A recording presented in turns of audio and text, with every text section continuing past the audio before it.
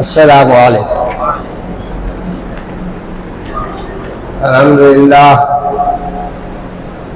अल्हम्दुलिल्लाह नहमदुहु व नस्तईनुहु व नस्तगफिरुहु व नु'मिनु बिही व नतवक्कलु अलैहि व नऊज़ु बिल्लाहि मिन शुरूरि अनफुसिना व मिन सय्यिआति अअमालिना।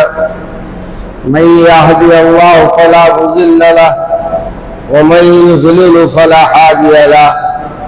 ونشهد أن لا إله إلا الله وحده لا شريك له ونشهد أن محمدا عبده ورسوله أما بعد وقال الله تبارك وتعالى في القرآن المجيد والفرقان الحميد وأعوذ بالله من الشيطان الرجيم بسم الله الرحمن الرحيم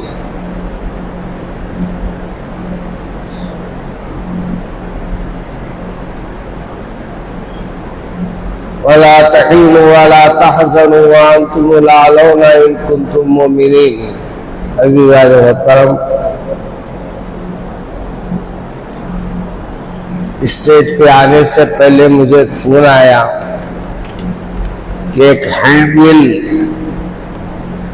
आपके पास रवाना किया गया है और मौजूदा दौर में उसकी अहमियत को बयान कीजिए। मैं तो बयान करते हुए आ रहा हूँ, हर जुमा हर प्रोग्राम में वोट की अहमियत आपके सामने रख रहा हूँ, मगर मौजूदा दौर ऐसे जालिमों का दौर है जो इतने झूठ बोला करते हैं और हम वतनों से मुसलमानों को खौफजदा करते हैं और ये बताते हैं कि हमको उनसे खौफ है या उनको हमसे खौफ है। हमको किसी से खौफ नहीं है, हमको खौफ अपने अल्लाह से है। और याद रखिए, अल्लाह तबारक व तआला हमारे को मेरे रसूल के जरिए साफ तौर पर बयान कर दिया है कि मेरी इताअत करेंगे, मेरी फरमाबरदारी करेंगे और मेरे अहकामात पे चलेंगे तो फिर मैं तुम्हारा, और तुम अगर मेरी इताअत नहीं करेंगे, मेरी फरमाबरदारी नहीं करेंगे, मौजूदा एक्टरों को देख के अपनी जिंदगियों को नमूना बनाकर चलेंगे तो फिर याद रखो अल्लाह की मदद से कोई उम्मीद मत रखो। अल्लाह की मदद जब ही हमको हासिल होगी जब हम अपने रब के होकर रहेंगे, अपने रसूल के होकर रहेंगे। आज मुझे अफसोस होता है कि आज हमारे नौजवान अपने प्यारे रसूल सल्लल्लाहु अलैहि वसल्लम की सीरत से तक नावाकिफ है। मेरे रसूल सल्लल्लाहु अलैहि वसल्लम की सीरत अगर पढ़ी जाती है, मुसलमान तो मुसलमान अगर गैर मुस्लिम भी पढ़ लेता है तो वो ईमान में दाखिल हो जाता है। याद रखिए, दीन फैला तो तलवारों से नहीं फैला, दीन हमारा फैला, हमारे बादशाहों ने भी तलवार नहीं उठाई। हमारे को बदनाम करने के लिए नए नए कहानियां बनाए जाते हैं, नए नए लोगों के सामने ऐसी बातें रखी जाती है कि मुसलमानों को बताया जाता है कि ये दहशतगर्द है, ये नुकसान पहुंचाते हैं अपने वतन को। अरे मियां, जो वतन अजीज हमारे लिए है, हम जिसको अपना वतन समझते हैं, मेरे रसूल ने तो फरमाया जिस मुल्क में तुम रहते हो उस मुल्क से मोहब्बत करो।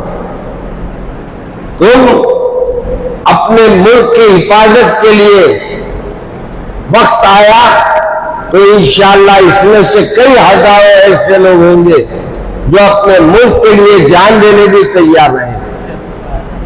लेकिन अफसोस आज हमारे सबसे बड़ी कुर्सी पे बैठे हुए हजरत इतने झूठे हैं, इतने झूठे हैं। कभी औलाद बच्चों के ऊपर बोलते हैं गुफ्तगू में कि ज्यादा बच्चा पैदा करते हैं, ज्यादा औलादें उनके पास रहती है। अरे मियाँ तुम भी तो तीसरे नंबर के है ना बाबा, अगर 2 नंबर पे खत्म कर देते ये नहुसत ही नहीं आती थी। ये नहुसत आई, अब आए नहीं तो 2 नंबर पे खत्म कर देते, हम तो हमारे 2 पे, तो हमारे को भी छुटकारा मिल जाता था। और याद रखो हमारे को अल्लाह ने औलाद दी है तो औलाद देने वाला भी वो है, रिज़्क़ देने वाला भी वो है। तुम्हारे पास तुम पालनहार है, हमारे पास हम पालनहार नहीं है। हमारा रब हमारे को पालने वाला है। हमारी औलाद जब दुनिया में आती है वो अपना रिज़्क़ लिखा के लाती है। जब पैदा होता है तो किताबों में आता है, फरिश्ते जाकर अल्लाह तबारक व तआला से अर्ज करते हैं कि मौला फुला घर में एक शेरखार बच्चा पैदा हुआ है। अल्लाह को इल्म है उसका, लेकिन जब फरिश्ते आकर सवाल करते हैं अल्लाह तबारक व तआला उस फरिश्ते को ये हुक्म दे देता है कि उस बच्चे का रिज़्क़ इतने साल के लिए लिख दो। और जब उसका रिज़्क़ लिखे जाता है तो वो चाहे न चाहे अल्लाह उस तक पहुंचाता है।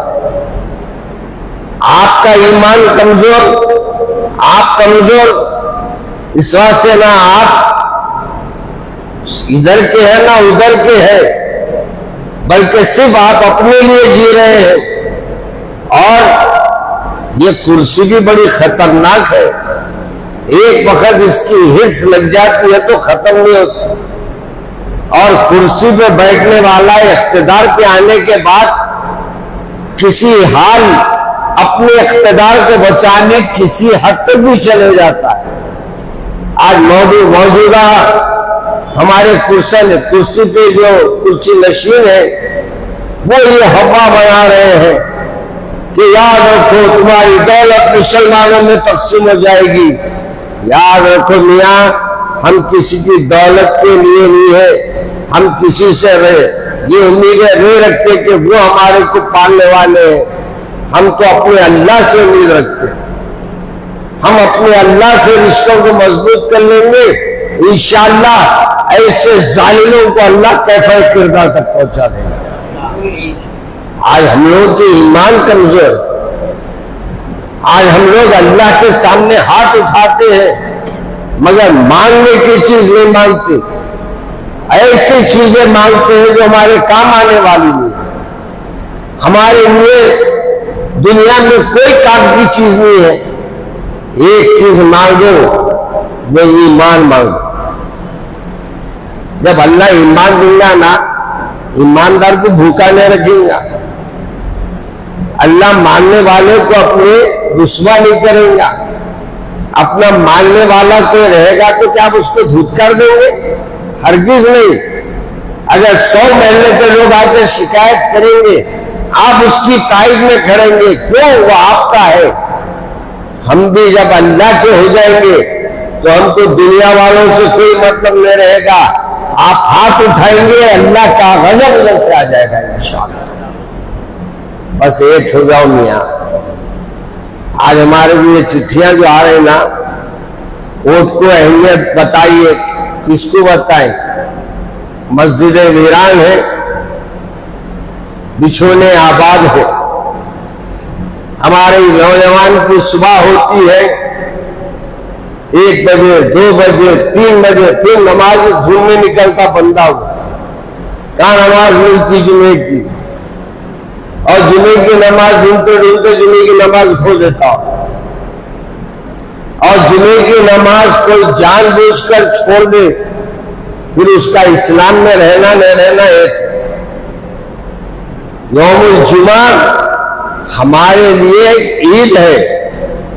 हफ्ते में एक बार अल्लाह ने आपको एक ऐसा मौका दिया है और इस जुमा में एक ऐसा वक्त दिया है कि अगर वो जुमे को अगर आप पाले और वो जुमे के उस असलम में जिसमें अल्लाह के रसूल ने फरमाया है दुआएं कबूल होती है। अब उसमें दिन में कई उलमाए किराम ने अपने अपने अंदाज में बयान किया। कोई कहा खतीब साहब चढ़ने के बाद अज़ां होती है, अज़ां के बाद जो दुआ की जाती है वो भी कबूलियत रखती है। कोई कहा नहीं खतीब साहब जब बीच खुतबे में बैठते हैं, दरमियानी खुतबे में जब बैठते हैं वो दुआओं की घड़ी होती है। कोई बाज़ उलमा ने कहा कि नहीं, खुतबा खत्म होने के बाद अल्लाह तबारक व तआला ने नमाज के फौरी बाद वो वक्त रखा है। यहाँ मांगते रहो, बोलते रहो, हर वक्त बोलते रहो। खुतबा शुरू होने से पहले भी बोलो, खुतबा इख्तिताम पे भी बोलो। बस ज्यादातर लोगों ने जो बात कही है वो ये है कि असर और मगरिब के दरमियान में एक ऐसा वक्त है जब बंदा अल्लाह से दुआ करता है, अल्लाह उस दुआ को कबूल फरमाता है और उसकी दुआ मकबूल होती है। अब हम लोगों को इतनी तशरीह करके कोई बताता, अल्लाह ने हमारे उलमा को उलमा वरासतुल अंबिया इस बात से कहा ये उलमा विरासत है अंबिया की। इन्होंने हमारे को प्यासा नहीं रखा, हर चीज बता दिया कि देखो अपने अल्लाह से मांगो, ये वक्त नहीं मांग सकते तो ये वक्त मांगो, ये वक्त नहीं मांग सकते तो ये वक्त मांगो। मांगो, मांगने से अल्लाह तुमको मायूस नहीं करेगा। मेरे अजीज दोस्तों, आज हम लोगों का सबसे बड़ा हमारे पे अपने आप पे हम जो जुल्म कर रहे हैं वो ये कर रहे हैं, अल्लाह से दूर हो गए। आज आपकी और मेरी जरूरत है अल्लाह के करीब हो जाए, अल्लाह से अपने रिश्तों को मजबूत करें। और रहा ये इलेक्शन, वो अल्लाह मियाँ सिलेक्शन पहले कर दिया है मियाँ।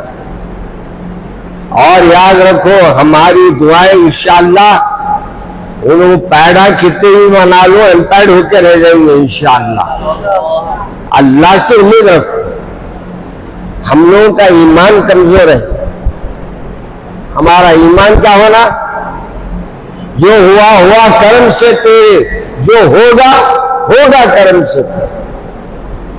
आपसे मेरी गुजारिश है, पहली गुजारिश ये है कि अपने वोट का इस्तेमाल कीजिए और किसके हक में करना है आप और हम सभी जानते हैं। अब एक मोहतरम आके तीरा मार रहे हैं और माशाअल्लाह क्या क्या कर रहे हैं आजकल वो लोग। अब थोड़ा जरा स्टेज मिल गया तो वो भी करके बता देते जो नहीं करने का है, मगर बहुत उम्मीदें लेके कूद रहे हैं लोग।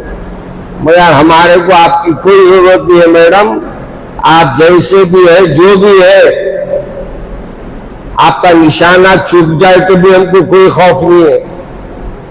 और आपका निशाना जो अब आप जो माशाल्लाह तीर चलाए हैं, कई लोग फिदा हो गए उसको। आपके तीर चलाने तो तीर ही चलाते रहो, आप लगने की गारंटी तो कोई भी नहीं है। और अल्लाह से उम्मीद हमको है कि अल्लाह हमारे लिए खैर के फैसले फरमाएगा इंशाअल्लाह। सब इंशाअल्लाह बोलो। अल्लाह हमारे साथ जब इंशाअल्लाह बोलते हैं ना तो अल्लाह की मदद हमारे शामिल हाल हो जाती है। और दुआया अल्फाज अलग है। दुआया अल्फाज में अगर मैं ये कहूं तो अल्लाह मियां ऐसी हुकूमतों को आप तहस नहस कर दीजिए, आप आमीन बोलिए। आप बोलो आमीन बोले है। आमीन बोलने की जगह सुभान अल्लाह बोले, सुभान अल्लाह बोलने की जगह आमीन बोलने। और हमारे लिए कोशिश ये करना है, हर घर का फर्द अपने तमाम घर वालों को ले जाकर वोट का इस्तेमाल करें। जितने वोटिंग के लिए आपके चिट्ठियां आए हैं, अगर चिट्ठियां नहीं है, आपके पास वोटिंग का आपके कार्ड मौजूद है, वो जाकर बताइए, मगर अपना हक राय दही का इस्तेमाल कीजिए। मेरे अजीज दोस्तों, आज मैं आया था किसी उन्वान पे हज के बारे में बोलने, लेकिन मुझे कहा गया कि एक लेटर दिया गया है, तो वोटिंग के पर भी मैं अपनी तकरीर को कर दिया हूँ। अल्लाह से दुआ है कि अल्लाह हमारे लिए खैर के फैसले फरमाएगा। हाफिज नजीरुद्दीन साहब बाबा नगर उमर कॉलोनी के पास तारीख 26 अप्रैल जुम्मे को आज बाद नमाज इशा इंशाअल्लाह नातिया महफिल मुनक्किद की गई है, और नमाज इशा के फौरी बाद 8:30 बजे नमाज इशा है, उसके फौरी बाद इंशाअल्लाह वहां नातिया महफिल रखी गई है। उधर वाले साहिबिन उधर जरूर तशरीफ लाए। फरहत उन्नीसा बेगम दवाखाने में शरीक है, सेहत के लिए दुआ करते हैं। समर क्लास के कल 4 बजे अल्लाह तबारक व तआला उनको शिफाए कामिला व आजिला अता फरमाए। और हमारे समर क्लासेस का आगाज हो गया है। अपने बच्चों को दाखिले दिलवाइए, 2 बजे से लेके 5 बजे तक, 4 बजे से लेके मगरिब तक है। तो आप बच्चों को जरा लाइए ताकि कुरान भी पढ़ा सके, कुरान के साथ साथ कुछ सूरे और कुछ नमाज के सही तरीके उनको बताने में इंशाअल्लाह वो आइंदा जाके नमाज पढ़ेंगे तो नमाज सही अंदाज में पढ़ सकेंगे। तो आप लाके अपने बच्चों को जरूर शरीक करवाए। अस्सलामु अलैकुम व रहमतुल्लाह।